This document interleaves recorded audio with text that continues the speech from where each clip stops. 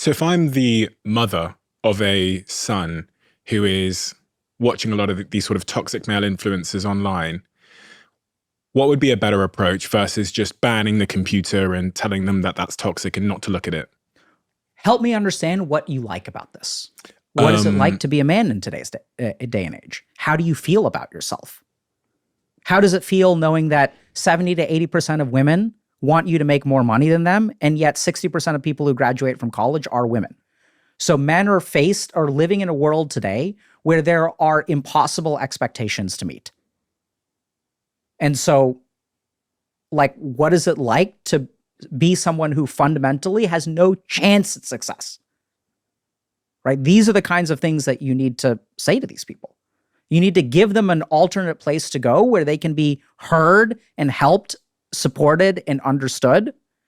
See, anytime we make a judgment, our mind already has a conclusion. There's nothing left to learn anytime we're judgmental.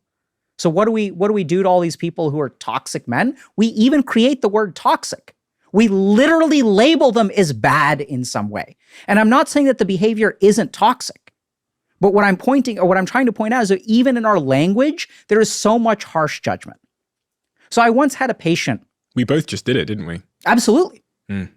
So I once had a patient who was smearing feces all over the school. So adolescent kid, right? And when you have a kid who's literally taking a shit and wiping it on the walls and stuff, what happens? The kid gets punished. Kid gets punished again and again and again. The one really sad thing is no one ever asks, why are you doing this? What's going on inside you? Because healthy kids don't do this. It's only kids who've been traumatized in some way. And as I've worked with incels, as I've worked with people who are toxically masculine, it always starts with trauma. And when I say always, this is a clinical experience, but I'm talking about 100%. So 100% of people start on this path by getting hurt in some way, by getting taken advantage of in some way, by sacrificing something and not getting something in return. And they have their share of responsibility too. I'm not saying that they're hapless victims, but I think that people who are raised with love and compassion and do have connections don't go down this road. You're so passionate about this, aren't you? Because I feel like your eyes have seen in your practice some pretty heartbreaking things. Yeah, I mean, I think it's like, see, unless we are willing to be what these people need, they're going to continue going down the toxic masculinity route. Someone needs to start offering these people safe haven. No matter what they say, or not no matter, I think there should be consequences for actions. But so this is as someone who's worked in a jail, right? So, and this is what's kind of interesting if you really think about it. People will judge me for talking to or even trying to support people who are toxically masculine. And they're like, oh my God, you're such an asshole. You're giving these people a platform. How could you make the world a worse place? And then I tell them I worked in a jail for 3 months. And they're like, oh, look at you. You're so compassionate. You're working with these people who are like criminals. And like, oh my God.